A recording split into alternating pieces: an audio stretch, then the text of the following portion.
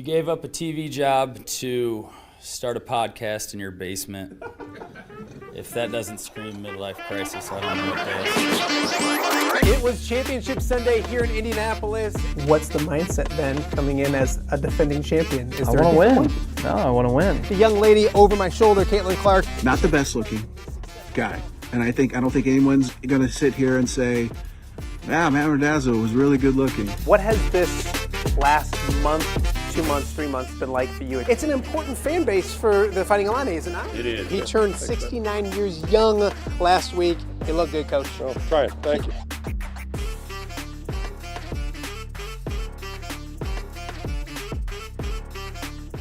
Welcome to Off Day with Matt Randazzo here on a Tuesday in the Quad Cities, Tuesday, August 4th. Thank you guys for joining us, whoever you are joining us, watching the show. We appreciate it. Whether it's visually and watching it on YouTube or wherever that is, or if you're listening to us on all the podcasting platforms as well, we greatly appreciate it. It's been a fun week so far. Monday's show was a blast, and we are set for a great Tuesday episode of Off the Air with you coming up here this morning. Again, if you're watching us on YouTube Live, we appreciate that. Thank you for doing that. If you have subscribed, thank you. If you have not subscribed, please do so ASAP. That helps us out a ton. So also stay interactive. The YouTube chat up and going. We love talking to our everydayers as well. And if you have questions for guests, myself, comments, complaints, bring them this way. Of course, the YouTube chat, a fun place to be. Also, we are live on X as well. X has been very, very good to us. We are also streaming on the WHO Plus app. So welcome to our viewers in Central Iowa. We appreciate that relationship, that partnership we've had with WHO. It's nearly a year now, which has been a blast. So first hour of the show live right there on the WHO streaming app. If you are enjoying yourselves, you want to watch hour number 2, head over to YouTube. Anywhere else you can watch the show as well, X as well. So and also, as I mentioned, this show and all of these shows are available on the podcasting platforms everywhere. So just put in Off the Air with Matt Randazzo, whether it's Spotify, iHeart, Podbean, Apple, wherever you get your podcasts, put in Off the Air with Matt Randazzo, and you can listen to the show each and every day as well. We mentioned it's a big show for a Tuesday right here on Off the Air. Coming up in a matter of moments, our good friend Tom Kakert will join us, and we're going to interview and have a fantastic conversation with Iowa's all-time leading scorer, Luka Garza. Obviously, a lot to talk to Luka about. Really excited because he's got his Luka Garza Academy camp coming up later in August. August 17th in Fayette and August 19th in Indianola. So we're going to talk about his camp that we got coming up, the Luka Garza Academy. We'll also talk to him about his breakthrough season with the Boston Celtics, a little Iowa basketball, everything in between when it comes to Luka Garza. So excited to be joined by Iowa's all-time leading scorer and Boston Celtic, Luka Garza, coming up in a matter of moments. I felt really old earlier this week, probably over the weekend. I feel old a lot. But this one really made me feel old. There's a new girls basketball coach over at Bettendorf High School, and she's someone that I feel like we just covered in high school and college, like yesterday. Macy Beinborn, former Augustana standout basketball player at Augie, and of course, former Pleasant Valley standout, is now the head girls basketball coach at Bettendorf High School. Excited for that. Macy's a fantastic young lady. Covered her in high school, covered her in college. Of her dad, of course, pretty good background when it comes to coaching. Her dad is the head coach over at Augustana College as well. So Macy will join us coming up a little bit later on in hour number 1 to talk about her new opportunity. 25 years old, but someone who knows the game of basketball inside and out. She'll do a fantastic job in the MAC. So Macy Beinborn coming up later in hour number 1. And hour number 2 will continue our high school football previews with a stop of the Western Big Six. We're going to chat with our good friend Nick Welch over at United Township. Good expectations at UT. Different faces, different names. They lost 16 seniors from last year, 16 starters, I believe, from last year's team. So they returned some core pieces, and they really like their youth and their talent. So we'll talk to him about this year's Panthers. Practice on the Illinois side starts tomorrow. So it's like Christmas Eve for these high school coaches and high school football players. So a United Township preview and a look at the Western Big Six as well, coming up with Nick Welch in just a little bit. If you missed yesterday's show, go back and check it out. Scott Docterman was fantastic, as always, talking Big Ten football, talking Iowa football, the quarterback competition. He spent last Friday in Champaign with the Illinois football program, so you can hear what he has to say about the Illini as well. Just go back to yesterday's show. Nate Gilbreth from the Assumption High School, from their football program, joined us to talk and preview the Assumption Knights for the upcoming season, and then Greg Armstrong on as well. Don't forget the View from the West kickoff party is coming up this Sunday at the Other Bar in Moline, 4 to 6:30. Live show previewing high school football, plenty of live guests and coaches, some Godfather's Pizza, some Snoop's Chips and Salsa, a great establishment already. Come have a drink with us and talk some high school football coming up on Sunday as well. So we talked with Greg about that show and much more. So yesterday's show, a lot of fun. Go back and watch that if you didn't. But don't do that right now because we got a lot to get to on today's show as well. The Major League Baseball trade deadline has come and gone. If you are a Cub fan, they were busy. I think they were productive. Some Cub fans think they probably weren't productive enough. Beggars can't be choosy. I think you're kind of nitpicking if you're overall disappointed. But the Cubs have added, and before the deadline, Kevin Gossman, Clay Holmes, and Tyron Taylor from the Mets. They picked up a relief pitcher from the Angels, Ryan Zephyrhan, and then Braxton Garrett as well. So you picked up some depth. You picked up some good starting pitching. You picked up a nice piece for your bullpen and a bat to use against lefties. So all in all, the Cubs obviously they're in it to win it this year. They're in it to do some damage in the postseason. And that showed yesterday. Yes, you could. They got rid of some decent prospects, some good prospects. Jefferson Rojas, number 2 in the organization. You're gonna have to give up something to get something. And prospects, yeah, we love them and we get excited about them, but the hit rate on some of them is and we can look back and watch Jefferson Rojas become a star.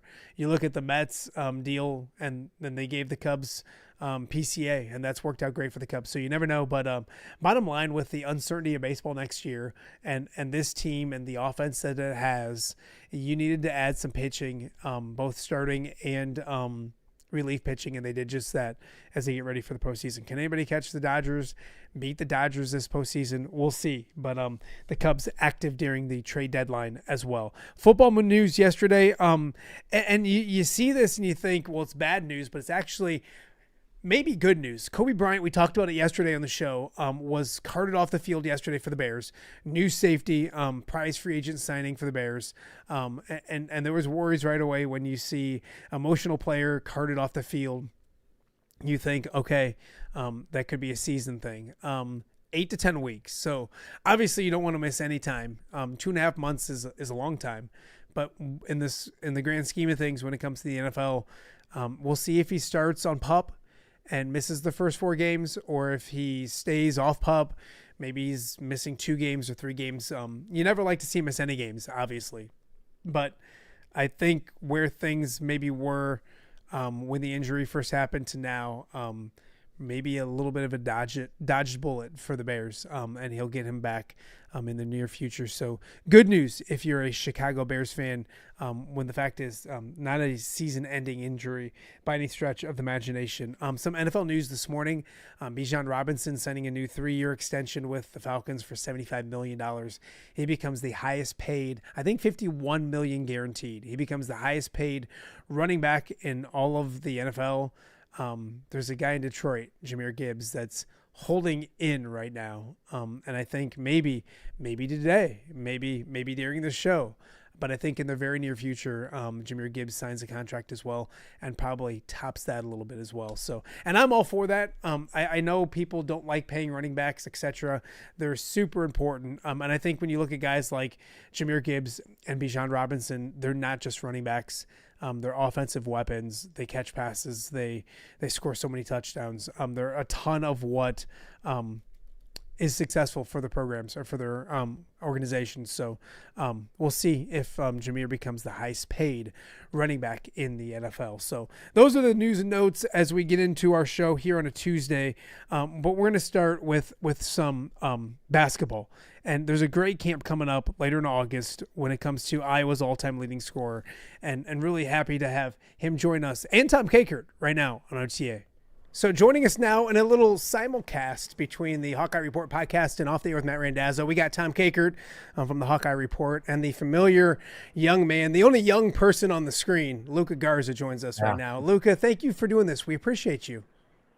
Yeah, thank you for having me as always. It's a fun time. We have a lot to catch up with you about. You're out there in beautiful California, but later this month, in about 2 weeks, a little more than 2 weeks, you're going to be back in the state of Iowa hosting a camp in your Luka Garza academies. I've been to them. I've seen them firsthand.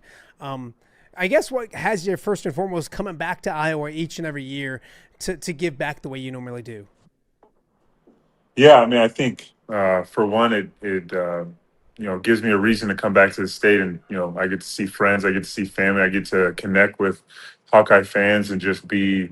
I don't know. For me, it's always just a great feeling when I step back and enjoy being in Iowa for a little bit. So I always like to take a little piece of the summer and go back and try to give back a little bit with these camps and just try to make a positive impact. So what made Iowa so special for you? Yeah, I mean, I didn't really expect, I didn't know what to expect when I came in, and I think when I first stepped on campus, I could have never dreamed of, what happened, those 4 years and even beyond that. But I've just made friendships there that will last a lifetime. Even this week that I'm going, going to Austin Ash's wedding. I'm the best man. So it's, there's just so many special relationships, special people from this state, and it's like I kind of always said, I feel like I'm indebted to it. So just coming back and trying to impact people, try to connect with as many people as I can, and just kind of thank them for everything throughout my 4 years of all the support that I had and even beyond. Luka, when you got to Iowa, it kind of fit. The hard work, the energy, the effort, that kind of fits Iowa. Not to sound cliche, it's probably a little cliche, but it does. Did you feel that? I know you're an East Coast kid, but when you got to Iowa, it seemed to fit. Is that a safe assumption? Absolutely. I mean, I can remember, especially when I started to be recruited by Iowa, watching that, last year with Jerry Utoff and Woodbury, and like seeing those guys and how they played out hard, how tough they played, but also, the skill that was on the court, from every position, just the guys that were out there. For me, it felt like, a place that I belonged, felt like somewhere where my game could, be featured, but not only featured, but expand and grow. And I think that's exactly what happened throughout my 4 years, is I was able to be put in so many different situations, scenarios, and just improve my game in that way. And so it really was, a perfect fit. When you look back and you look at the other schools that you were, looking at, and you look at other situations with other guys who kind of picked the wrong school, and you can kind of tell, like for me, there was no better choice. And so I'm really grateful for not only making that choice, but the people that were around me at the time to kind of help steer me in that direction. Luka, you guys all had kind of a difficult, I don't know, it's a difficult time when the coach that was your head coach gets let go. And but I know you still paid attention to Iowa basketball. You're still a fan of Iowa basketball. To see them get that breakthrough and to get to the Elite Eight this past year, what was that like for you as a fan of Iowa basketball? For sure. I mean, obviously, the university, the program means so much to me. So to see success from that program is it's always exciting to see those colors on that floor, that black and gold, and obviously familiar faces still within the program, Brad Floyd and Kyle Denning and some others that I'm probably missing, but just to see them have that kind of success in the tournament in March. It was exciting. It was a lot of fun to watch. And, I think that's just, it's always going to be, it's always going to be my school, a school that I'm an alum of, and I'm going to support, regardless. Obviously, it's been tough, kind of mixed emotions over the last couple of years, just, or the last year and a half, just, kind of looking at the situation and, being so close to the situation, being, obviously Coach McCaffrey is, I owe him more than pretty anybody else in my life. I think he really, did so much for me in my career, and I would not be here without him. And I wouldn't have been in Iowa without him either. So I know that as well. And so at the same time, it was fun to see him and the success he had at Penn and Yeah, follow. So it was cool absolutely. kind of having two teams going into the tournament and being able to support both of them and just kind of enjoy watching them. I wanted to ask you about Boston. You started Game 7 of a playoff series against the Philadelphia 76ers. What was that day like when Joe Mazzulla comes to you or whoever comes to you and says, Luka, you're starting. It's Game 7, Sixers. You guys did get the outcome you wanted, but what was that experience like for you? Yeah, I mean, that was a surreal moment for me. I think it just kind of summed up, what had happened throughout the season. I think there had been a lot of times that Joe had pushed me and challenged me. Early in the season, preseason when I first got there, it was really on me and pushing me and wanting more out of me. And early in the season, kind of fell out of the rotation. I get a chance to get back in there, and I start playing, the best basketball in my career.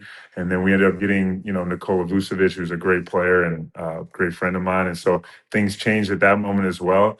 But I feel like every moment that Joe called on me, I was ready to go. And I think that's what, led to what happened in Game 7 was just, he trusted me in that moment. And so that for me to have that trust in that big of a moment is something that's extremely special. And now that I've kind of been there and experienced that and felt that, it's only going to help me going in the future. Just the confidence to know that I've been there before. Obviously, in that moment, it didn't go as well as I would have liked or a team would have liked. But now that I've experienced it, I know next time I will only be better, and it's only going to help me. Luka, what was it about Boston that worked, that fit? I know you've been working hard the entire time in the NBA, and you've been making great progress as you go. This was, I don't know if a breakthrough season, obviously. Was there something about that organization, yourself, your continued work? What clicked about this past season for Luka Garza? Yeah, I mean, I think it's a couple of things. Obviously, for me, and just belief in myself, I think a lot of it was opportunity, getting a chance to actually be out there consistently and kind of figure it out. I think that was the first time in my career where I've really had that chance at a consistent rate for a lot of games and different things like that. Obviously in Minnesota, the deck was kind of stacked against me in a good way. We just had such a talented team, especially in the big man position. I'm playing behind some Hall of Famers, so, and so I think here that was, part of it, but I think the main thing was just the fit into what the culture of being a Boston Celtic is. I think I just, those qualities are something I try to embody every single day. I walk in the gym every single time I put on a jersey, every time the ball is thrown up, I try to play as hard as I can. I try to, you know, uh, just outcompete guys and do what I can to help a team win. And I think that's something that's really valued in Boston. And I think there was things throughout the course of the year that I was able to kind of hang my hat on, as what I can do every single night to impact winning. And I think it was through my screening, offensive rebounding, and then ability to stretch the floor and make shots. So I think with those three things I was really able to kind of find a rhythm of consistency of what it looks like for me to impact a rotation every single night. Saw you were playing some FIBA ball too, and you were playing against Nikola, the Joker. What was that like going against Joker? I mean, you played against him before, but just playing in FIBA and playing some of those games against some of the great players in the league. Yeah, it was fun. I mean, our first game was against Turkey, and so it was Alperen Şengün and Adem Bona, Omer Yurtseven, the Chetty Osman, just a flood of Yeah, NBA guys on that team yeah, who, going into the summer, were probably I think they were the number one team ranked in Europe.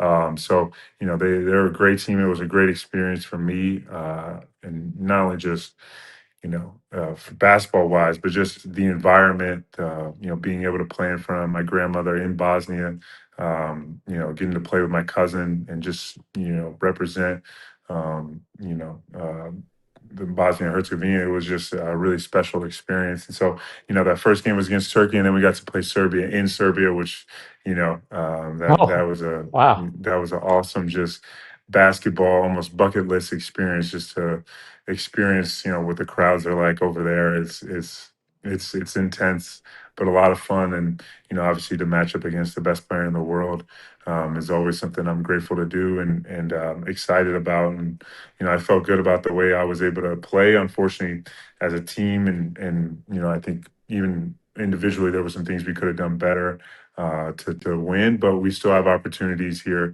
at the end of August and start of September with two games against Italy and Lithuania. So hopefully we can, kind of steer us back in the right direction. Luka, I know that Any when you flares? go ahead. Luca, any flares during the game? I know they set off flares in the stadium sometimes over Yeah, there in no, some of I those well, games. luckily we were able to avoid some flares, but a lot of whistling. There was some throwing things on the court. There was, just it was wild. And, it was extremely loud in there.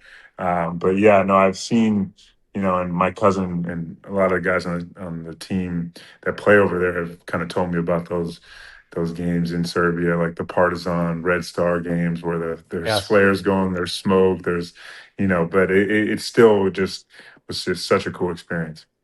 Luka Garza joining us right now on Off There with Matt Randazzo, the Hawkeye Report podcast. Luka, I think you're synonymous with work ethic. I love the off seasons, how hard you work during the season, off season. What's this one like for you? Obviously, some bigger success in the league this year, but I don't think that meant that you hang out in the off season. Obviously, you're playing a lot of basketball.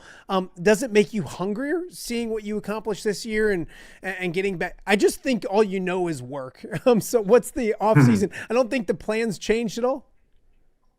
Oh no, yeah, no, it's ramped up. If anything, I think for me, there's just now that I know, and confidence wise, that I've been able to go out there and play and perform and impact winning in a positive way.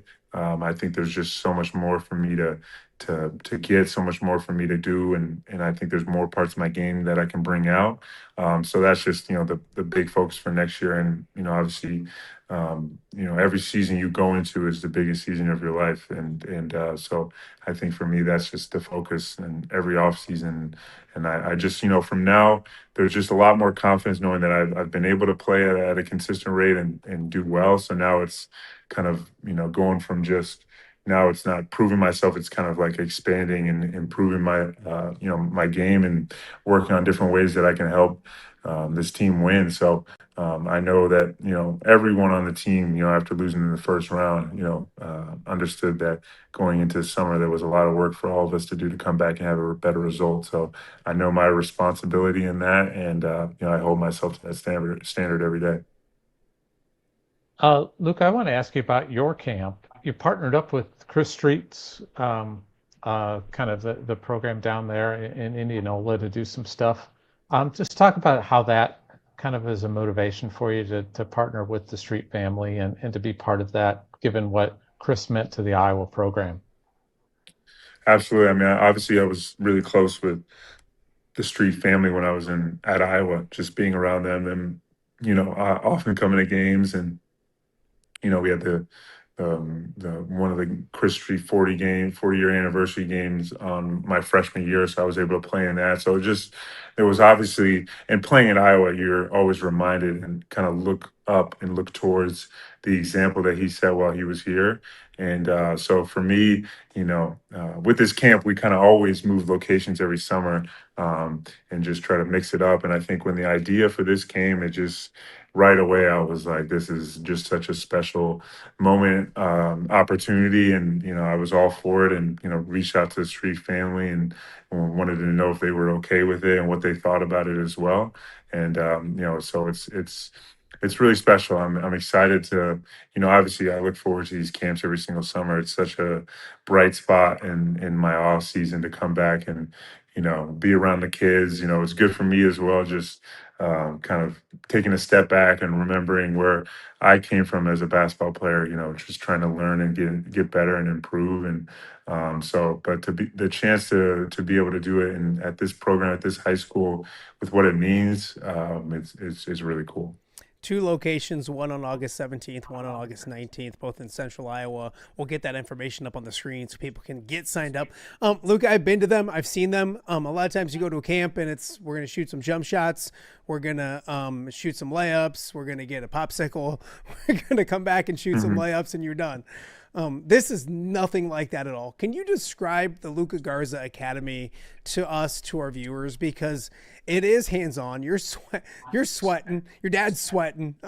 What is it about it that you want to make sure people know? Because it's not just your summer basketball camp where kids come and get a couple shots up. You like to get after a little bit, don't you?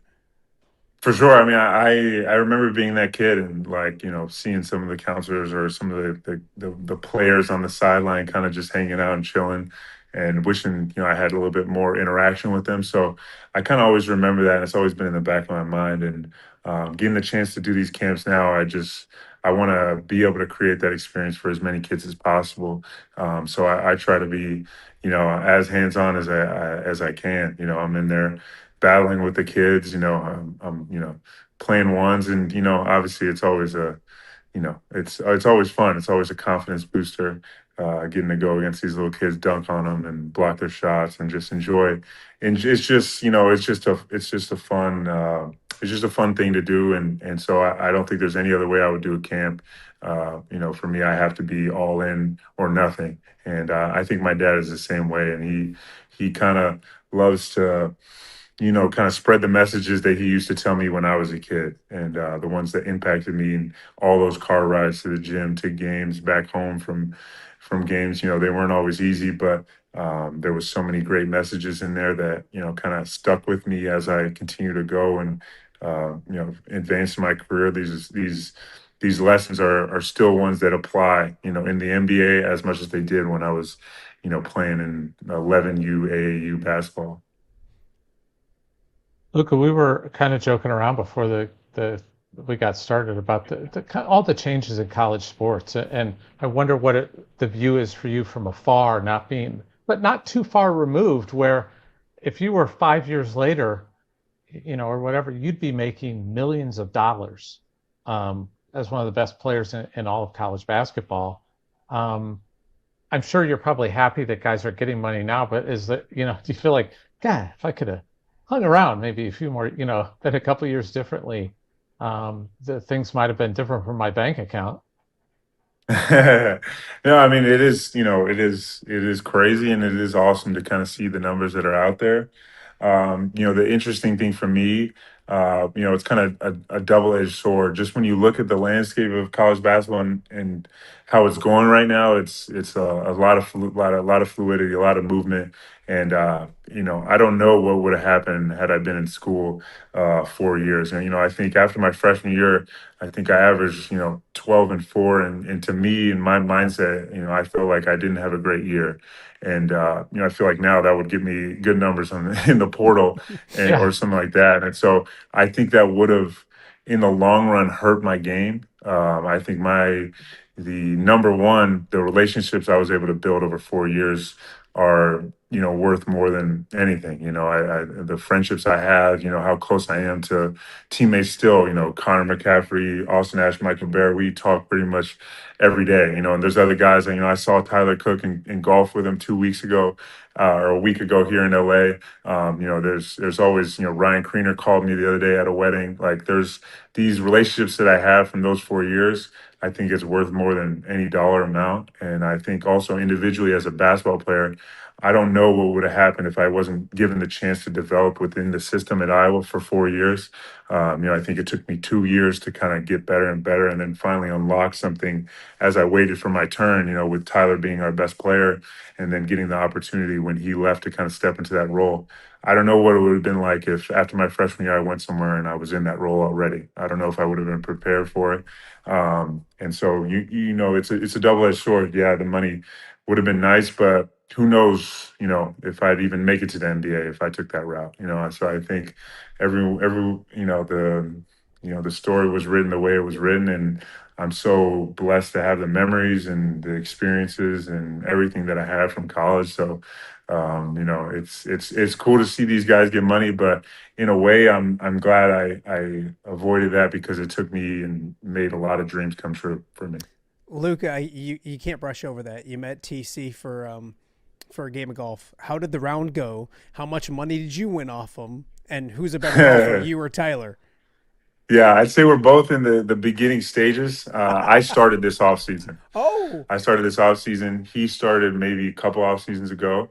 But we both have the bug. I mean, we're both out there a lot. I mean, this summer I've been playing I work out in the morning, I lift, I go to the gym, then I go to the golf course, then I go back to the gym at night. That's kind of my daily routine on a lot of days. So it's been a lot of fun, and so I say me and Tyler right now are pretty even. I say, we as we continue to progress, we'll start putting some money down, but I don't trust myself enough yet to do that. what's it like picking up a sport that you're not really that maybe you are? I'm assuming you didn't pick it up and shoot a 70. If you did, I'm going to be really mad. So what was it like picking up a sport that you're not great at and learn? And did you kind of find the same addiction maybe with basketball where you started seeing it progress and that made you go out there every day like you seem like to be doing now?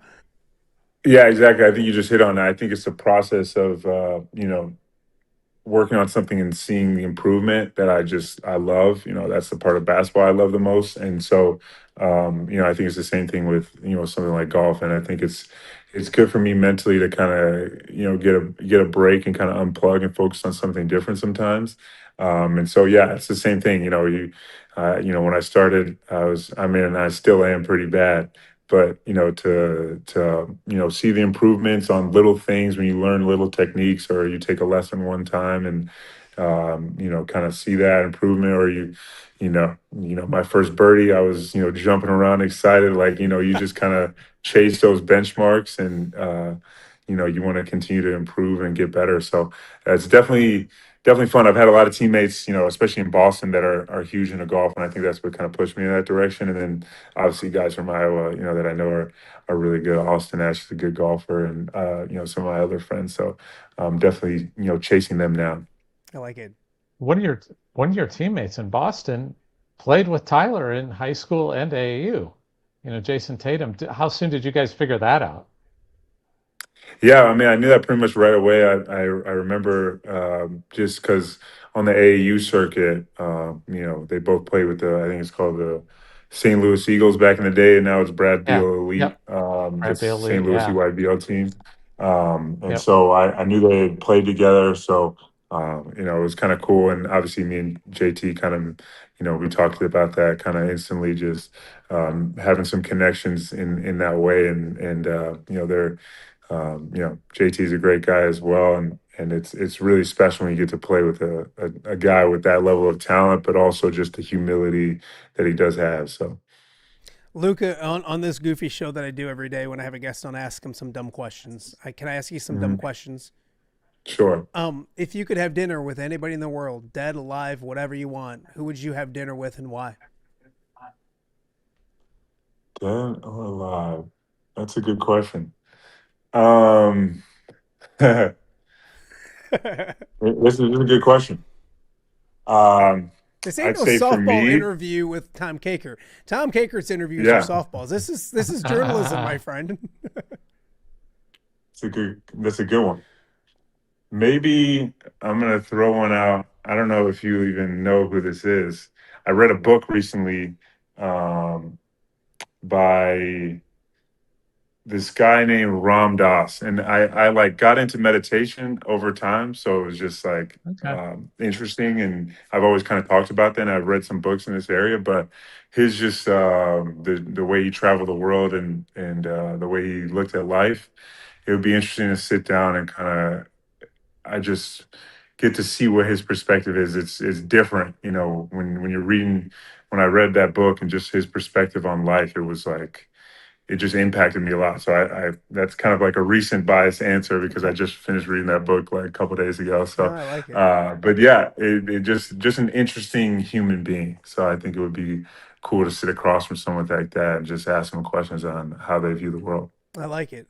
Tom is in the best shape of his life. You look fantastic. I'm awful, but I'm a foodie. I like to eat. When you're not watching what you eat and you give yourself a cheat meal and you get to let loose a little bit, what's the meal? What's the cheat meal for Luka Garza? And besides that, do you remember one in Iowa City? Was there a place in Iowa City when you were a Hawkeye that you're like, okay, I'm gonna go eat a couple pizzas from here or whatever it might be? Yeah, I mean, I love the burger at Pullman Diner Yeah. downtown. Yep. That was a big one for me. I would, if I had an off day, I would go get a burger from there for sure. So yeah, that's my number one. I'd say the Estella's, the buff breakfast burrito. That there's a pancake in there, and then there's eggs, there's bacon, there's cheese. Like that's for me, that one's hard to beat. Still, for a breakfast burrito, I've never seen anybody put a pancake in a breakfast burrito. So those Yeah. two are probably my Iowa City ones. In general, in Boston too, I found some Bosnian restaurants, and I'll go over there and I'll get all sorts of Bosnian food, some cevapi, some different things, and so kind of depends. I'm a big foodie too, so I'm always trying different restaurants, but I always make sure I find some time to give myself a cheat meal and enjoy that. The It keeps difference me on is track. the difference is you probably worked out for 5 hours before you have your cheat meal. That's Yeah. my problem is I don't. You mentioned best man in a wedding this coming weekend for Frost and Ash. Yes. Is the Yes. speech written? Yes. It's on paper. It's not. It needs to be edited a lot. But yeah, Is it's it? been written. I The don't want ideas you have to. been coming for a couple of months now. But Is it funny? Is it emotional? Is it both? How'd you approach that? I feel like you got to have some yeah, humor, right? yeah, I'm trying to do both. This is like I've never done anything like this, so it's new territory for me.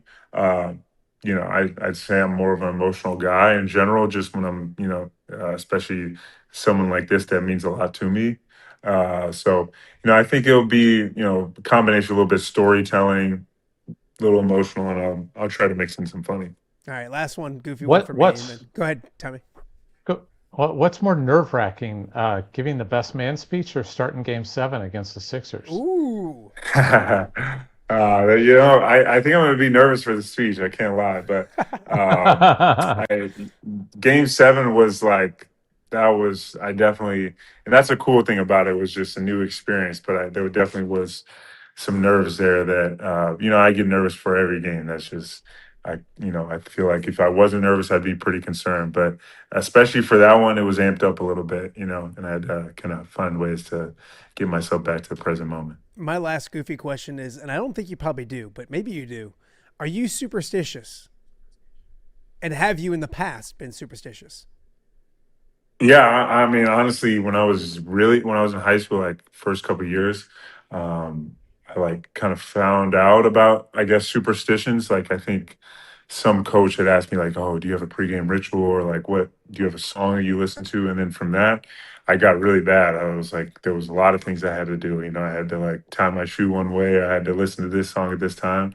So then I kind of left that all behind a little bit, and now it's kind of just I try to make it so the superstitions are things that I need or enjoy or are good for me, like meditation. At this point, it's not a superstition; it's more of a routine ritual. But I think, on game day and especially in the season in the NBA, like you see that with the best at best. That maybe it's not a superstition, but the routine is so consistent every single game. It almost feels like that because it's like you're just kind of going through the same routine every single game to kind of bring that consistency going into every single night. Because there's 82 games, and you win one, you lose one, you play good, you play bad. You have to be able to move on, and I think that consistency of routine helps. But meditation, and I'd say my funny one is in college and still now at breakfast, I have pancakes with peanut butter on them and maple syrup over on top. Ooh, I don't know if I've ever done peanut butter on pancakes. Yeah, I have. It's Have good you? stuff. Well, It's good. It's good. Great. I've never done syrup on it though. Great. Never Yeah. done syrup. on Give the peanut butter. fat guy some ideas on eating. Thank you. I appreciate you that. got to put the syrup on it because with just the peanut butter, it's too dry. The Okay. syrup makes it. All right, yeah. Okay. It's a We good. don't want- It's a we good don't- combo. We So want as many calories as possible, right? yeah. Tommy, would you anything else for Luka? No, just pub the dates for the Yeah. camp again. Luka, it's awesome you continue to do this in the state of Iowa and continue to give back to all the kids here. I know, speaking as a parent, we really appreciate it. No, thank you. That Do you means a know? lot. Do you know the That means dates a lot. off the top of your head? Yeah. Okay. August 17th in Fayette, August 19th in Indianola. All the information is on lukagarzaacademy.com for the times and signups and ages. There's 3 different groups, and we're super excited to have everybody out there and get better this summer. I love it. And Luka, get back to the eastern side of the state next year.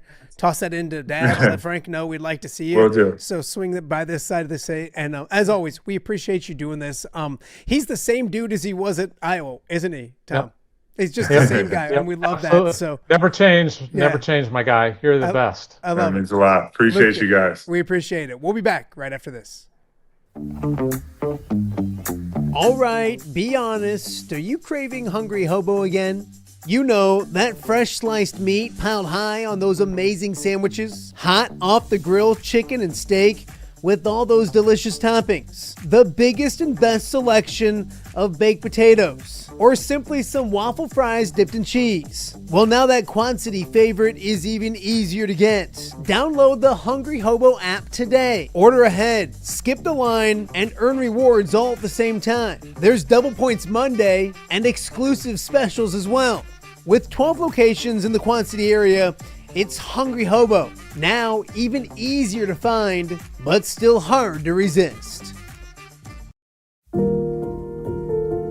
Rafferty Funeral Home, dedicated to serving families in the Quad Cities since 2007. Hi, welcome. Here, come on in. An experienced staff plans each service to reflect the unique life and legacy of your loved one.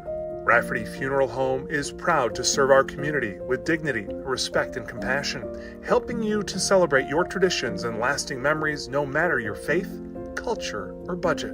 Rafferty Funeral Home in Moline. Call today to discuss prearrangements.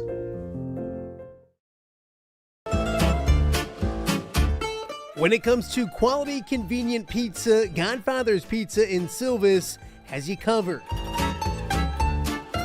Featuring a beautiful dine-in area, delivery, and a carry-out window. Godfather's Pizza is that pizza you grew up with, not a convenience store. You see, at Godfather's Pizza, the dough is made fresh daily. That mozzarella cheese is shredded fresh and never frozen. And those toppings are abundantly piled high each and every time. Locally owned and operated since 2010, Godfather's is a huge supporter of local athletes right here in the Quad Cities. So come on by and check them out at 1211 Avenue of the Cities in Silvis. Order online at godfathers.com and reunite with that same delicious pizza you grew up with.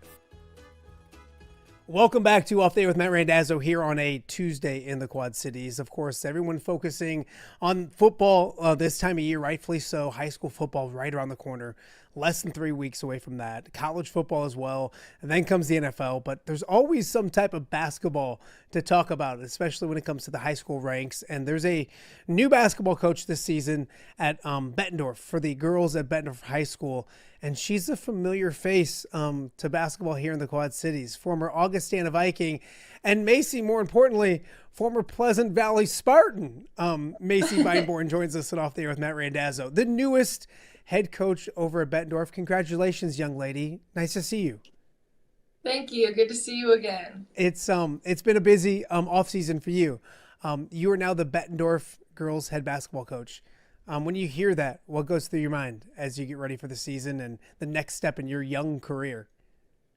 Yeah, I feel like it hasn't really like hit me like the head coach title yet.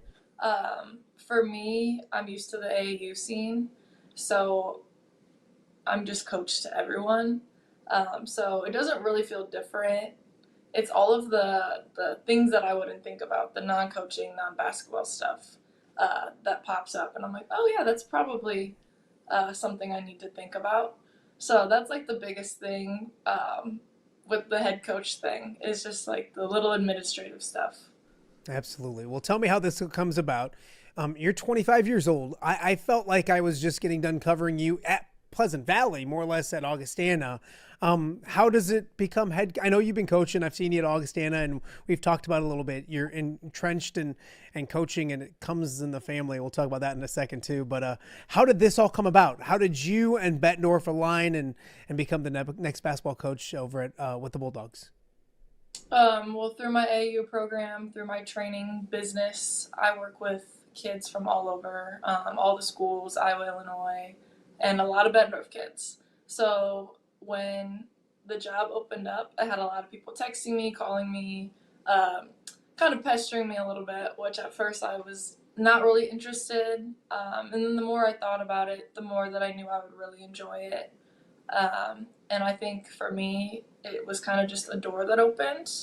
And it came in at a time in my life where it makes sense. So I decided to just go through the process and apply. And the more that I filled out paperwork and did interviews, the more and more confident I felt about it. No, absolutely. Coaching comes in your family, comes in your blood. Your dad, Mark Beinborn, is the head coach at Augustana College. Did you? I remember talking to your dad recently, I want to say, and he's like, she's got that coaching bug. She's got that coaching gene, if you will. Is this something? When did you think back in the day, whether it was when you were younger or recently, that this is how you wanted to stay in the game of basketball and to proceed as a professional? Yeah, so I've always known forever that I wanted to work with kids. So I went to school for education, and I thought I was going to become a teacher. And then going back to the theme of the doors opening, I started this training business, and then another door opened, and I started this AAU stuff. And I never got into teaching because right out of college, right after graduation, all of this stuff just kind of fell into place. And I found that I get to work with kids in ways that I never even thought I'd be able to, and I get to help them in ways that just fit perfectly for me, and that's through basketball. So it's been amazing, and this is just another door. I want to go back to back in time. This is your life. I want to go back to 2018, 2019. I remember very, very specifically sitting down with you and your dad at Pleasant Valley High School to do a feature story on you guys. You're having a fantastic senior season. He was obviously the head coach, is still the head coach at Augustana. Obviously you wanted to work with kids, but you grew up with a dad that's a head basketball coach. How influential has he been in this aspect of things? And as you get into coaching, do you find yourself, I don't want to say sounding like dad, but do you see a lot of what he did kind of in what you do as well? Absolutely. So this man probably gets 15 calls from me a day. Whether that's like, I need to work on this kid, they need help with footwork, or if it's, I need a drill to help with XYZ. Or if it's just like, am I making the right decision right now? So he's the person I go to for everything, even in life. But the more that I've become a coach and gotten into this basketball stuff, it's just kind of amplified. And he's great. Sometimes I don't know how he doesn't hang up on me. Like, please let me live my life. But then when it comes to coaching and the things that I say or do, I think for sure there are times that, especially with the philosophy, and I was very lucky to get to play for a coach like him because of the way that it's more about life. It's not about basketball, pressure. He's never been like that. And I find I knew that helped me playing basketball because mentally the game is so hard these days in a lot of ways. And I've definitely carried that philosophy on to my coaching as well. Absolutely. Macy Beinborn joining us on Off the Air with Matt Randazzo. I do remember with that story, one of my favorite stories I got to do that I had to ask then, and I believe you still said you were better than Dad at basketball at that point and shooting wise. We're going to date ourselves a little bit because that's almost 8 years ago, maybe 9 years ago. If you and Dad went out, and I guess we'll start with horse. Are you still getting them in horse and one-on-one? Are you still he's better? just getting older. He's just getting older, bones are getting brittle. So at this point, I'm still in the gym every day. I'm training kids. I'm touching a ball all the time. There's no way he's beating me. I love that. We'll get a rebuttal, I bet, from Dad here real soon as well. The other fascinating angle is you're a PV girl. You went to Pleasant Valley, you went to state. You won a ton of games over there. Is it different? You're wearing a Bulldog shirt right now. Is that different? Did that take a little time getting used to? Take me through that angle of this as well. I know it's super weird, and it's so funny because everyone that talks to me, they're like, Bettendorf? Like, are you sure? This is crazy. I'm like, I know, I'm going to the dark side. But no, everyone's been so nice on both ends. I know that in school and when you're playing, it's such a rivalry, but anyone, PV, Bettendorf, and whoever else has been really good about it. So it's definitely different. It's weird seeing like the gyms, and obviously still have the PV gym and the way things were and ingrained in my brain. So it's cool to see like the differences. We'll go back to PV a little further because you played there, you had success there. We talked about Dad, influential when it comes to the stuff you want to do. When it comes to the basketball court, you went to a very successful high school. Are there things that you're going to pull from what Coach Getz taught and what you guys did at PV? How does that influence or shape the way you are as a coach now as well? Yeah, well, I still remember being on that team, and I still remember drills we did, the way things, the defense. I'm not going to steal the zone. I'm not going to do that. But there are definitely things, whether that's from PV or definitely at Augie too, that I will carry over and will help me with my coaching. Macy Beinborn joining us on Off the Air with Matt Randazzo. What does a Macy Beinborn coached team look like? Give me, is there styles, way you want to play? Are there pillars to your program that you want to build quickly at Bettendorf High School when it comes to the future and how this program looks under your guidance? Yes. Okay. So one thing that's so funny, because I've been joked about this too, of my lack of playing defense as my player. But throughout the last couple of years, I've gotten the opportunity to coach at a USA basketball tournament. And last year was in Kansas City, this year was in Arizona, and we won both times, which was really cool. So we get to basically make like a super team of all of these 8th grade girls from around the country, and we travel and play in this tournament. And the head coach, he's from California, and he is crazy, crazy defense. Like, you will not step on the floor if you cannot play defense. And seeing the way that these girls can get after it, it makes offense so easy. So I'm hoping that I can it's not going to be that intense, but I'm hoping I can kind of make my own version of a very defensive program. So that's one thing that I'm planning on. Besides that, every team that I coach, I am always trying to go back to the reason why we play basketball. Like I said earlier, with the mentality thing, especially girls, we get in our heads, we get, all this stuff. The pressure that we put on ourselves, it doesn't help when a coach is doing it too. So all of my teams, whether it's a 4th grade team or a high school team, I'm always before games like, why are we here? And now they know. We're saying, okay, to have fun. Yeah, we didn't play basketball because of to score 30 points, or we don't play basketball to do this. Like, it's fun when we get to do that, but we are blessed with the opportunity to even get to play basketball, especially at a lot of these levels that these girls get to. So I'm constantly, like I said, with my dad's philosophy too, going back to the reason why we play.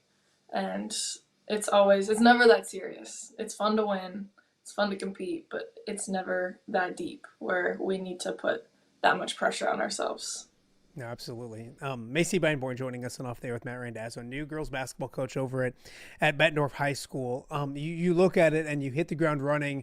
You mentioned a little bit at the beginning the off the court stuff, the administrative side of things. How quickly do you need to learn that? Who are you leaning on maybe when it comes to that help? Because basketball is basketball. I think you're all right there. I know you're all right there. Yes. Is that the biggest thing though? Is learning, I don't want to say scheduling because ADs do that, but game day scheduling and buses and just the behind the scenes things when it comes to Bettendorf High School. Yes. So when it comes to basketball, I'm not worried. When people ask me, like, are you nervous? Coaching, practices, games, no, not at all. It's, the buses and the emails and the communication with whoever I need to talk to. And I've gotten super lucky. Someone that's been on the staff the last couple of years, and she's staying. Her name's Taylor Anderson. She's the one person that is staying from the last couple years of the staff, and she has been my lifesaver right now because she'll text me like, "You should probably do this. You should probably do this." I'm like, I would have even thought about that. So she's been awesome. Also, my two other coaches that I'm bringing in, Ruby.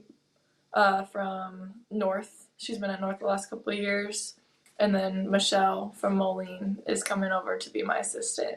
So having two kind of vets or people with experience in the Quad Cities high school basketball scene, I feel so much better. I feel relieved in that sense because I know they'll be able to tell me what, it's probably time to talk to these people, probably time to schedule this, or so yeah, they've been awesome. Absolutely. I know when I work with my kids, I always say, do as I say, not as I do, because I'm old and fat now. But you're far from that. How hands-on are you? You're just 2-3 years removed from playing college basketball. How hands-on do you like to be? Can you still get up and down? Don't say you can't, because you know dang well you can. Do you like to be an active participant of, here, I'll show you how to do it correctly? Yes. So there are days where, after weeks of being in the gym all day and practices and training, I'm so sore because I can't help it but to be either hop in drills, guard people that need to be, guarded better, or if we're planning or preparing to play someone that, has a shooter or something, I'm like, let me hop in this drill. Don't let me shoot. So I love to hop in. I love to get up and down with them. Selfishly, when someone, gets tired or hurts their foot or something, I'll be like, I get to hop in. I get super excited. So. There you go. I love it. Couple more before we let you go. Influences on your coaching career, and we're going to take Dad and maybe anybody you played for out of this. Is there anybody else in the area wise that has been impactful on you when it comes to leading you down this road, being part of this journey with you? A short journey so far, but a journey nonetheless. Yeah, I think everyone that's ever coached or, I've been trained by multiple people. Jordan Delp's been huge. He's another mentor to me that he's been so helpful. I know if I need advice or whatever, I can call him and he'll give me the honesty that I need sometimes. So he's someone that's been huge. And you just think about too, not only coaches, but people that I've played with, that if I needed advice or I needed someone to calm me down, because that never happened because I was not a hothead at all. Never at all. But, Gabby Loy's, she's always going to impact me. She was someone that's just a very calming individual, very calming energy. So that's something that I always remember if I'm upset or frustrated about something. She's another one. Absolutely. All right, some fun random questions we get out of here. I like to have fun questions as I go. Some playing, some completely not involving basketball. We'll start with the not involving basketball. If you could have dinner with one person in the entire world, who would it be and why? Dead or alive? It's my game. You can do whatever you want. Pick it. It's fun to. It's fun to host your own I show. would choose Michael Jackson. Michael Why? I'm literally always been obsessed with Michael Jackson. So now like the movie came out and there's all this hype about him and like I'm enjoying it, but I'm also like, you guys weren't here as long as I've been here. Yeah. It's funny because I expected Michael. I thought maybe Jordan. I didn't think Jackson was going to be the next name out of that mouth. No, Jackson. If you could remember one memory from your high school playing days, what would it be? What stands out moment-wise? My whole senior year was just so amazing. I'm trying to think of like a moment, but that team, my teammates, the way that we were so tight, it was so special. So I don't know anything specific, but my whole senior year was just such a great experience. What's the best gym? And we're going to take PV out, and we're going to take Bettendorf out, just so you don't get in trouble. What's the best gym to go as an opposing player and play in the MAC? Oh, in the MAC. Probably the Pit. Yeah. Well, if I opened it up to something besides the MAC, what would you say? I was thinking about Hope College. Okay. That was such a cool place to play. It's like a giant arena. Sure. And just a beautiful facility. So I was thinking that. In the MAC, the Pit's really cool. Why is that? It's just like the playing, down and you have the people sitting up like this and you're just all surrounded. Yeah. Yeah, it's just a cool, and it feels kind of small in there. So it just feels like the energy, you can feel everyone's energy because it's not that much room. Well said. Are you superstitious? And if you are, what superstitions come with basketball? I used to be. Now I'm really not. I took a psychology class that was like, that's all fake. So then it used to be like the headbands. Yeah, I was going to say what it used to be. The socks. And then just like the songs I would listen to. Mm-hmm. It would so be the everything. same song. Yes, like just like the leading up, what I ate, when I ate. I think as a coach, the superstition's kind of gone because I can only affect the game from the sideline. I can't go out there, but like when it came to performance, and I was very strict about that whole game day. There was like so many times I was like, I'm not going to class. Like it's game day, which is a bad thing. Yeah. But I was like, they don't understand. Hey, all of Macy's students and players that are watching this, disregard that last part about class. Don't do what I did. Be better than me. Exactly. Disregard that last part. Last one for you. I'm a foodie. I don't know if you celebrated. Hopefully, mom took you a nice dinner or something when you got the job or something. But what's the place? If you're like, hey, you know what, I want to have a great meal here in the Quad Cities. This is my favorite spot. What's the food that you need to get when you're thinking that? This is a sore subject right now. This is a sore subject because Red Ginger was my all-time favorite place, sushi, and they just closed. So right now I'm hopping between like Kobe Sushi, Izumi, love those. I'm trying to think of I love Thai food. Okay. So like Sword 4 is over by TBK, and that's I live there basically. Yeah. So it's nice to grab that on the way home.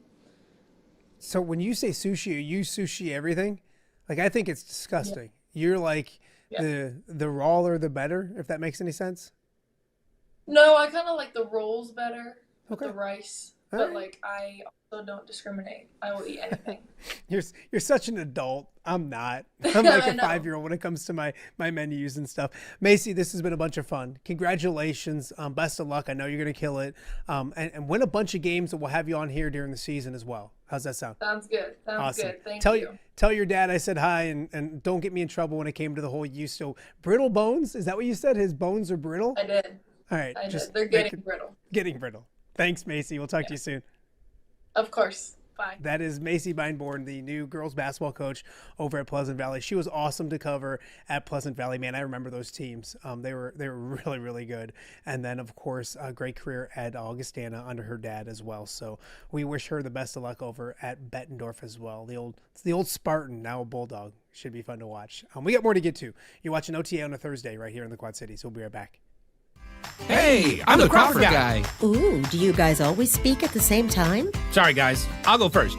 You know, if you need help with your heating or air conditioning, or electrical, or plumbing, Crawford Company can solve your problem. But what about your problem? What problem? Do you not hear yourselves? Take it from me, the Crawford lady.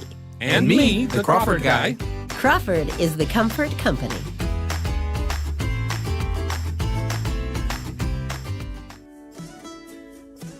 For over 65 years, Lindquist Ford has proudly served the Quad Cities. And they're just getting started. Looking for a new ride? Check out a healthy mix of new and quality pre-owned vehicles ready for you. Need service? Skip the waiting room. With free pickup and delivery and mobile service, they come to you. No delays, no hassle. From routine maintenance to a full-service collision repair shop, it's fast, friendly, reliable, and always transparent. Lindquist Ford, serving the Quad Cities since 1959. Experience the difference today. Welcome back to Off the Air with Matt Randazzo here on a Tuesday in the Quad Cities. High school football season is right around the corner. We are less than 3 weeks away, nearly 2 weeks away, about 2.5 weeks away from the start of the high school football season. Of course, it's earlier than ever on the Illinois side of the river, starting August 21st, meaning the first day of practice for high school football teams in the state of Illinois comes your way tomorrow. We're going to continue our high school football previews this morning with a stop of the Western Big Six, and we are joined by our good friend Nick Welch over at United Township. How are you, my friend? Doing great. Teachers are back in school. Let's go. Is this like the night before Christmas for you? Like where practice starts tomorrow and you're excited? This is a fun time of year. A lot of anticipation, I know. Yeah, I don't know. I mean, just being, I've been growing up, my brother was playing high school football. Those were like my first memories. And then, following him around in college when he was at the University of Wisconsin-Oshkosh with my mom. And then, ended up becoming a player in fourth grade myself, started playing football. So this time of year, I just think my body knows that sleep's going to be minimal and you're going to be tired all the time. But, I'd be lying if I said it wasn't, my favorite time of year. So absolutely. The night before Christmas is a great way to describe that. Absolutely. You get going tomorrow. It is an early start. Everybody's adjusting to the calendars. As you go through it, and we've talked about this before, you really don't know what it's like and what this change is going to be in the calendar until maybe after this year and how it goes. What's it been like so far? Have you learned anything along the way with the process, or does it seem different knowing that you get going? I mean, what would it be? You start tomorrow instead of the following Monday, so 5 days earlier. Has there been a big difference, I guess? I don't think so. Personally, I like, where they move the dead week. I think that it makes sense to do it where it does. For us, we ended up not being on the field at all last week in terms of like helmet and shoulder pads. We did have that joint practice playing with Rockridge, but the unfortunate situation that occurred with one of their players, it got canceled. And, we're thinking about, the Rockets and that player individually. But, it's been good. I think not having to take a week off the week before your season. And all we did yesterday was lift, and they're not doing anything today, but last week getting in the weight room and doing some running and a little bit of walkthrough stuff was good for us. Most importantly, we came out of the summer healthy. But, if I've learned anything in my life in athletics, it's just being adaptable. And we've had to adapt, but, we came out of the summer healthy. And I think our kids, had since last Wednesday off until Monday, and then they got today off. So hopefully, a built-in almost a week of rest for them. Hopefully that's a good mental reset, because we're going to go on a 3.5 month sprint here in November. And I think our guys are ready to go physically. and we got to keep trending in the right direction and continuing to get better and being smart about how many reps we're giving our guys and making sure that we make it, to week one in the best health that we possibly can before, Wheaton Academy comes to town. I know you're excited about your group and your guys, but it's a different look. Kind of talk about that. You lost a lot of experienced players from last year's team, guys that we're used to seeing in orange and black, but I know you love the young talent that you have. Kind of talk about what's that been like, looking around and maybe not knowing everybody by name right away. I'm sure you do now, but there is definitely a new look, especially in the trenches at United Township High School. Yeah, I mean, we lost 16 starters, and I bet you 10 or 11 of those guys were multiple year starters for us, especially in the trenches. 4 out of the 5 offensive linemen, which were all 4 were 2-year starters for us, and 2 of them were 3-year starters for us. And then everybody that played meaningful snaps on the defensive line being gone. And I don't care what level of football it is, that games are won up front. So it's not a lack of belief in our guys. It's just that we have to see them do the job, and getting these guys up to speed on what varsity football looks like. Steve Silva's the only guy coming back on the offensive line. He started at center for us as a sophomore, and he was a really good player. And he's going to move over to guard for us this year. So it's just been about figuring out who we have and what do they do well, what are their weaknesses, and how can we kind of offset those. But like you mentioned, what's really exciting, I think it's the part of the challenge of being a coach is when you have a lot coming back, there's maybe not as much uncertainty in your mind about what they're capable of or are they going to show up on a Friday night? But, I think most coaches love a challenge.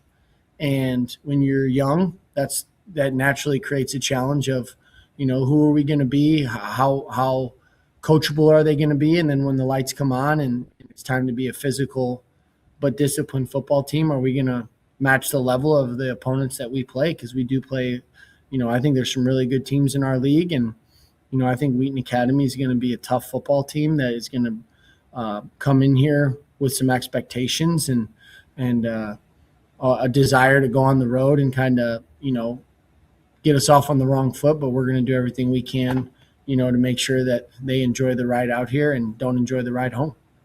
Coach, you look at what you do have back or some familiarity. Where's the foundation of this team built? Tell me some guys that you like, that and there's always a good foundation. It's usually led by the seniors. But what do you like coming into this year when it comes to certain guys that we can get used to hearing about on Friday nights? Well, the first one's Leo Sim. Leo was first team all-conference as a sophomore, and last year he got hurt returning a punt in the Geneseo game and missed basically the whole second half of the season, but still earned second team all-conference honors. He's been a bona fide safety for us the last 2 years, and he's kind of been 1B to Isaiah Navarrete, who graduated at running back. Well, now Leo's going to have to, take the mantle from Isaiah on offense and be our primary ball carrier while still having a big role on defense. And then Javon McDowell, who was a second-team all-conference safety last year as a sophomore, played with a club on his hands, so didn't get much reps on offense, but missed a couple games during the season with broke his hand and it didn't come back till week 2, and then missed the Quincy game with the knee injury. But we're expecting a lot out of him, and then he's going to be 1B to Leo. Jonathan Drake's coming back at quarterback, honorable mention, all-conference quarterback last year. I think he's as talented as they come. He can make the big boy throws. He hit a comeback against DeKalb from the far hash, 18 yards down the field. That was a really impressive throw. It's just going to be, he's got to make smart decisions. He's got to be consistent on a day-to-day basis, not just, on game days, but in practice and being a leader of the offense because, he knows the offense like the back of his hand. And not having that experienced offensive line, last year we kind of relied on the run game and took our shots in the pass game when those opportunities came to us. But I think this year's going to have to be a little bit different with our youth up front. And it might be a situation where we have to throw a little bit to get the run game going. get the ball out of his hands quick, get the ball to the guys on the perimeter. Another name is Will Recius. He started at X for us last year. And when Josiah Massey also went down in the Geneseo game, who was a returning all-conference wide receiver and an all-conference basketball player, in the middle of the game, Will moved over to the slot for us and, ended up having a really strong second half of the year, playing our H position. And then Steve Silva, who, like I mentioned earlier, is the only guy coming back on the offensive line who didn't get any reps last year on the D-line. And he's going to have to get some reps on the D-line. He's just an experienced kid coming back as a junior. But, other than that, we don't have a lot of guys names that you guys are going to know, but we do have some guys that I hope that by the end of the season you guys are talking about on a week-to-week basis. Absolutely. You look at this big picture wise, Western Big Six is always a dogfight. There was obviously getting into the playoffs last year was a huge thing for United Township. And does that momentum continue to experience what you guys experienced last year, play extra football last year, the extra reps in practice, the playoff game experience for those young guys as well? How does that help as you continue to navigate with this program and build this program from where you got it? Well, I think for last year, the hardest part is being the first. It was like in the COVID year, that team had to snap the streak, right? Like this one was the hardest. And then you kind of get the monkey off your back and the weight of the world's off your shoulders. And I think that for this group, the pressure of being the first doesn't exist anymore. But, we've been very transparent that what we accomplished last year has no bearing on what's going to happen this year. It's a completely different group, and every team that we play has a new group. So maybe last year's team wasn't very successful, maybe one of our opponents, but that has no bearing on what they're able to accomplish this year. So, we got to go earn it every Friday, and we got to prove that, we can be a tough physical football team that plays with discipline and is very coachable and can adapt on the fly. But I do feel like this group, is starting to build an expectation that we should be competitive in every game, and we deserve to be on the field, and but we got to go earn that every day. And that it really started December 2nd in the weight room, but it really starts tomorrow, and then obviously going to prove it every day all fall. Nick Welch over at United Township joining us on Off There with Matt Randazzo. The Western Big Six is always a dogfight. I don't want to say can you handicap this thing for me, but when you look at the big picture, and I know you're focused on the Panthers right now, what do you see from this conference this year? And we mentioned, I think before we started, there's a lot of football teams that, while you might not know or have seen on the field exactly what you have, there is some experience returning around the entire conference. Your thoughts on the Western Big Six this season? Yeah, I think it's going to be a good league again. I think School Down the Road is the preseason favorite, and I think they should be. They got a lot of guys coming back, especially in the skill positions, and adding a guy from another team in the league who's a bona fide all-conference player. Seeing those guys at 7-on-7, I know they've been putting in a lot of time in the weight room. They got some good-looking kids, and Elijah Martin on the defensive line was one of the best defensive players we played all season, including in that playoff game against a highly ranked St. Charles North team. I know Sterling brings a lot of guys back, and Coach Schlemmer will always tell you that he's always going to underplay it. He's going to, we talk about handicapping. He's asking for 5 strokes aside when he should probably only have 3 strokes aside. So we know that they're going to be really well coached, and I think they should be a favorite because they do have a lot coming back, a lot of experience where he hasn't had a lot of experience the last couple of years.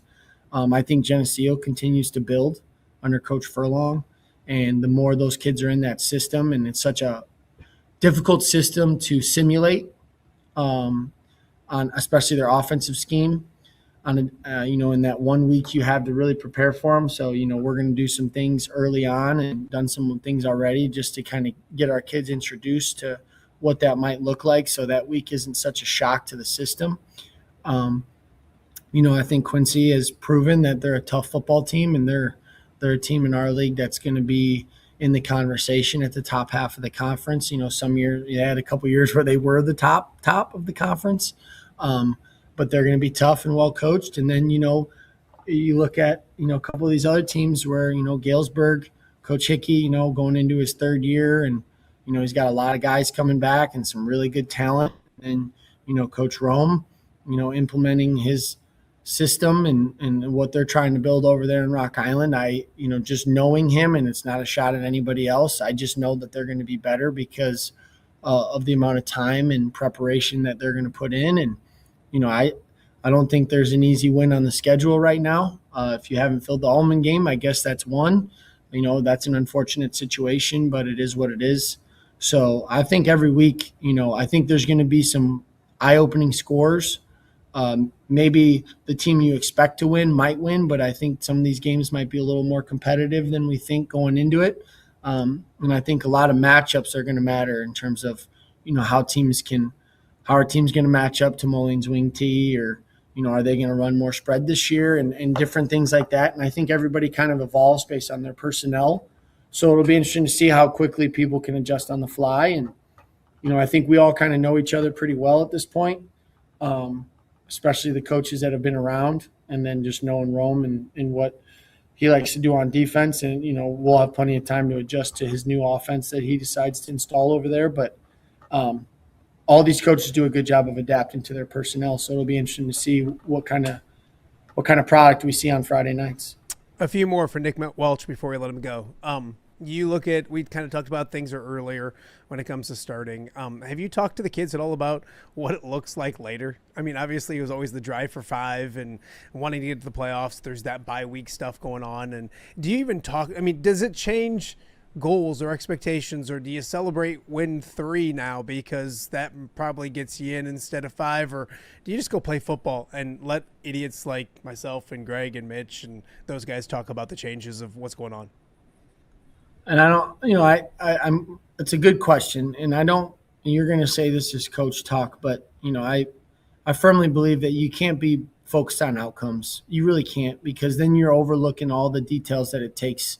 The process is what makes you the best team you can be. And if we're just saying, well, we only need 3, well, is that really what we want? I think if you have any team right now, I think, one of their goals is to be a conference champion, and to win our conference, you're going to have a pretty darn good record. And I think everybody wants a home playoff game. And I think to host a home playoff game, even with the playoff expansion, I think you're going to have a pretty good record. And inevitably, everybody wants a bye, that week 10 bye. And in order to do that, you're going to have a really good record. But, the only time we talked about it is because they were curious why, instead of having 16 practices before the first game, you're only going to have 14. So you only can, if a kid's hurt, they can only miss 2 practices, or they don't have their physical done, they can only miss 2 practices. So that margin for error is much more thin. But, we got to focus on every day in practice, continuing to develop and get better, understanding that for a lot of these guys, things on Friday nights are going to be a lot quicker than anything that we can simulate in practice. There's just an extra level to it. There's extra pressure, but we just need to focus on every day getting a little bit better and continuing to trend in the proper direction all year, and hopefully playing our football at the end of the season. And, a big caveat, and I know every coach will say this, we got to stay healthy. We got to stay healthy. Depth is great until depth's got to play. Yeah. You know what I mean? So we gotta continue to build, and we got to develop our program from all levels, because those guys are going to eventually be the guys. And I think that's what our focus is going to be. Some dumb questions for you. What's the most fun you had this summer outside of football? I know you guys, live it. You guys were busy this summer. Outside of football, what's the most fun you had? I really felt that going to the Dells with my family and a couple of my Augie buddies and their kids was a great time. Having a 2-year-old and a 1-year-old in the Wisconsin Dells is a little nerve-wracking, but just being with all, 3 of my college buddies, and one's got 3 kids and the other 2 have 2 kids, and having my kids with them. And it was really cool experience. Watching how great, in my opinion, all those guys are great fathers. They're very involved, and, all of their wives are college sweethearts.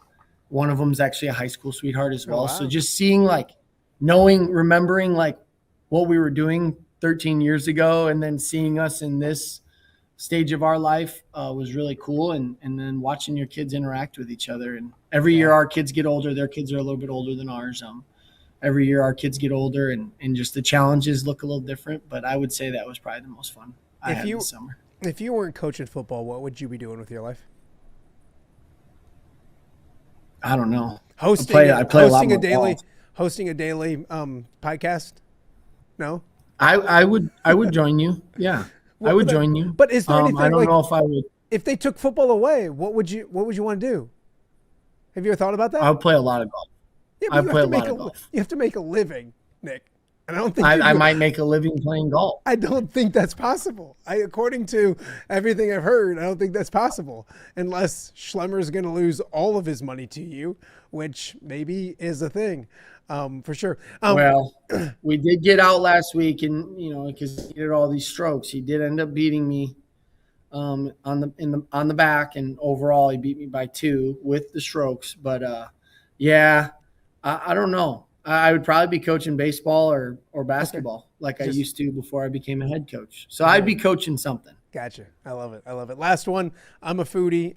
There's so many different places opening in the Quad Cities, and not just new places, but old standbys. What's the pick to click for the Welch family, or even just you and your lovely wife when you want to cheat a little bit and go have a good meal?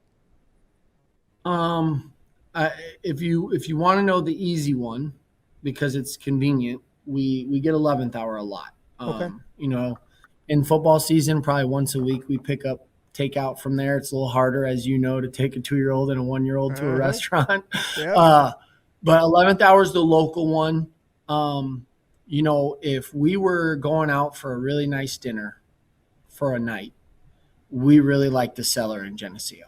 Good call. We really like it there. And we always go on the weekend, on a Friday or Saturday, and the New York strip is right. We don't eat steak a lot. I mean, it's not because we don't like it. It's just we don't eat a lot of steak, but their New York strip and the hash brown that you can get with the whole thing, the Cellar is a great place to go eat. I don't know if that counts, but that's where we would probably go, my wife and I. Yeah. I love it. I mean, I can't afford. Where are you taking your wife?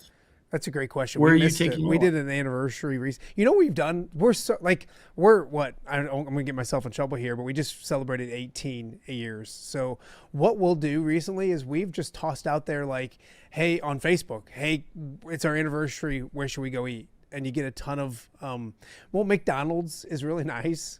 I don't know if you tried I think it's a French place, Chick-fil-A. I think is how they say it. Might be French. We like that as well. Yeah. No, she always likes trying the new places. You're putting me on the spot. I'm trying to think of one that we've what's the Monarch over in Davenport is really good. If you've ever been over to Monarch, that's good as well. We haven't been there. Now you got me hungry. We go pick up we did try chips and salsa and we're good to go.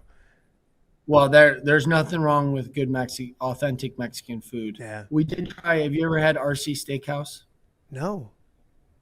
It's right by North Park Mall. It's attached to North Park Mall. Jeez, how many steak dinners do you have? Sometime. So that was a Valentine's What's Harding paying you over there? I can barely afford. He's not paying me enough. He's not paying me enough. Dr. Morrow and the school board is definitely paying. We get compensated well, but no, you got to spoil your you got to spoil your beautiful wife. Yes. I got to spoil my beautiful wife. We were over. It's one of those Brazilian steakhouses. So you just put a card down with the screen. Yeah. Oh, those are the best. You got to go. Okay. And go hungry. We'll write it down.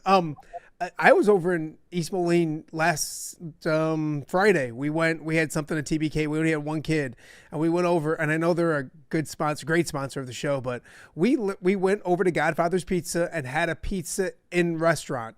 And I'm telling you, man, Godfather's fresh, Godfather's right out of the oven, so good. It was really, really good. And I'm not just giving Andy a bunch of love, but I know it's over in the West in the UT area, super good as well. So get ready for football practice. Enjoy your afternoon nap today. Get all ready to go. Enjoy tomorrow. Always good. And then we'll see you Sunday. I'll see you the next 2 Sundays. I know. I almost feel like I'm interacting with you too much. This is too much. Let's get out of here so at least we can get along. But if the season goes well, I'll see thing. you a lot. Yeah. So that's a good. It's just like it's a catch-22 that I'm willing to deal with. Yeah, it's the price you pay for success is this face. Be good, buddy. We'll talk to you soon. Thank you. That is Nick Welch over at UT. Should be a fun season in the Western Big Six. He's exactly right. It's going to look, obviously, that team down the street, which is obviously Moline, will be the conference favorite. But United Township, Geneseo, Sterling, Quincy, there's so many teams that'll give them trouble during the season as well. Should be a fun season in the Western Big Six. Don't forget, coming up this Sunday, we have the View from the West kickoff party from the other bar in Moline. Come join us 4 to 6:30. A live show down there with the guys from View from the West. We got more to get to. You're watching OTA on a Tuesday right here in the Quad Cities. We'll be right back. Hello, Dan Pearson here of FCA. Our team is thrilled to support Off the Air with our good friend Matt Randazzo. We share the view of the power of sport when it comes to relationships, including the influence of the coach. FCA believes the coach is the most influential person in America. Matt celebrates local coaches and athletes. His content is informational, insightful, and inspirational. Our Fellowship of Christian Athlete team loves partnering with Off the Air with Matt Randazzo while we engage, equip, and empower coaches and athletes in our 23 counties. FCA, the heart and soul in sports. View from the West, the podcast covering Illinois high school football. It's going to be a hard-hitting game. It's going to be great football. Weekly analysis and reaction from around the western side of the state of Illinois. This is the game we had circled when the year started. Follow along on YouTube and subscribe wherever you listen to podcasts. It's big-time football out there tonight, and I know we can play big-time football. View from the West. We got you covered.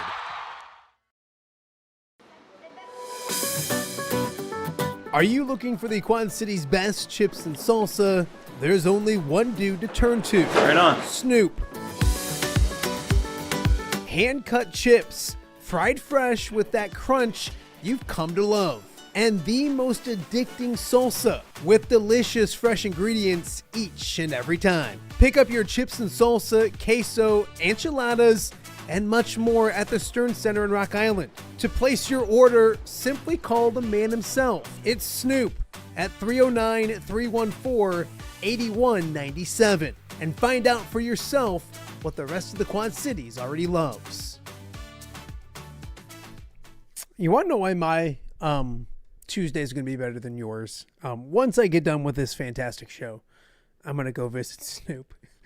And that makes the day a good day. So, again, Snoop, one of the best people in the world.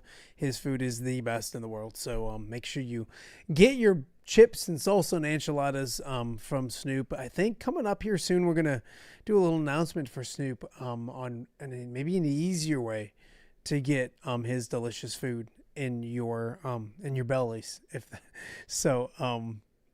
Yeah, I'm going over there. It's perfect timing. I get so hungry during this show. And sometimes there's pre-recorded segments and I sneak downstairs and it's never good just to graze. It's better just to eat lunch. So that's what's next for me. Thank you guys so far for watching OTA here on a Tuesday, August 4th. We're into August. August flies by. It goes super fast. This weekend, August 9th, on Sunday, we're going to have the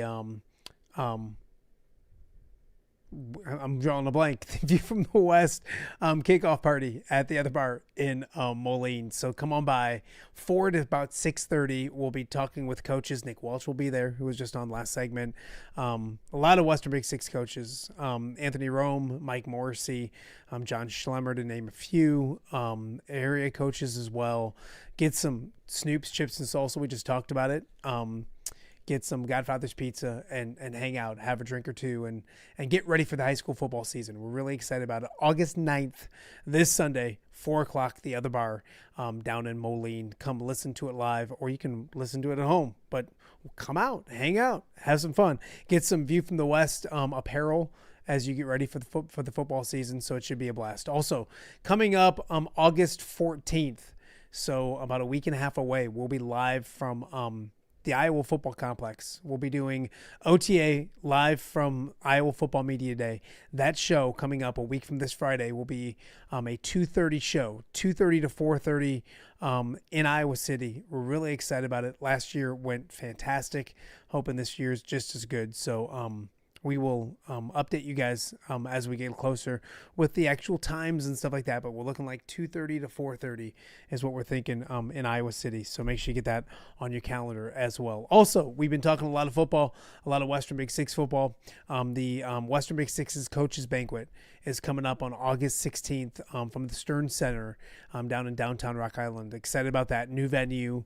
Always have a blast with those knuckleheads. I get to MC it again. I don't know why they haven't gotten rid of me, but they haven't. So I'll go there. I'll make fun of them.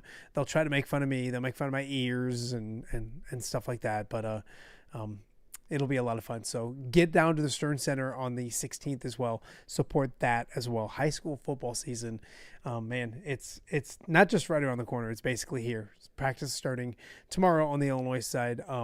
Camps right now on the Iowa side. Practice starts on Monday, except if you're like you play week 0, which Assumption does. Speaking of Assumption, Nate Gilbreth was on the show yesterday previewing Assumption. Go check that out as well. As for today's show, we want to thank both Tom Kakert and Luka Garza for joining us to talk about Luka's camps coming up. Again, go to lukagarzaacademy.com. Get signed up. It's in Fayette on the 17th. It's in Indianola on the 19th, but Luka was great. I'm talking to him about his breakout season with Boston, what the state of Iowa means to him. Asked him about Iowa basketball as well. Asked him, we talked about he's going to be the best man in Austin Ash's wedding coming up in a week and a half, I think. So he's got a speech to write. I think he said it's basically done. But great conversation with Luka Garza. We appreciate him. Also want to thank Macy Beinborn. It's crazy because I feel like just yesterday I was shooting highlights of her at Augustana or even at Pleasant Valley before that. But she's the new girls basketball coach at Bettendorf. She will do a fantastic job. So great to catch up with her. If you missed that, go check it out. And then our OTA football previews continue with UT. We'll have another preview tomorrow, maybe 2. We got our FCA story of the week tomorrow as well, and a bunch more. So we were rocking and rolling nearly halfway through the week. Join us for a hump day edition of OTA tomorrow as we get you to the weekend, and man, football season is right around the corner. So thank you guys so much for watching. Thank you to our sponsors. They're fantastic. A new sponsor starting this month, the Black and Gold Shop. You'll start seeing their ad coming up starting tomorrow. Jeff Collins and the people over at Black and Gold Shop here in the Quad Cities do fantastic. There's locations in Coralville and in West Des Moines as well. The official apparel provider of Iowa Athletics, and it's well worth the trip over. Or you can check them out on blackandgold.com. So blackandgoldshop.com. So more on that tomorrow. Thank you guys for watching today. We'll see you back with another episode of OTA coming up tomorrow. We'll see you then.